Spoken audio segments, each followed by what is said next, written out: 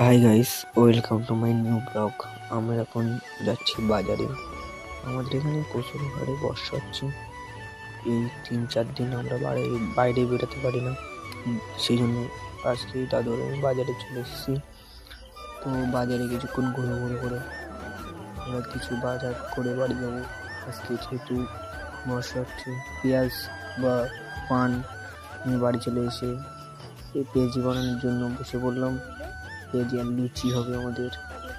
আর লুচি বানানোর জন্য তেল জল দিয়ে ভালোভাবে মিক্স করে কিছুক্ষণ নাড়াচাড়া করার পর আটাটা ভালোভাবে মেখে নিয়ে বেলার জন্য নতুন টেকনোলজি ইউজ করে বেলে নিলাম এবং লুচিটা জিরার দ্বারাই ভাজিয়ে নিলাম। আর আমাদের আজকের রেসিপি থাকছে পেঁয়াজি, মাছ ভাজা, উচ্ছে ভাজা এবং লাউয়ের তরকারি এবং মাছ দিয়ে লুচি দিয়ে শেষ আজকের রেসিপি। আর যাওয়ার আগে কেউ হর হর মহাদেব বলে যেতে ভুলো না।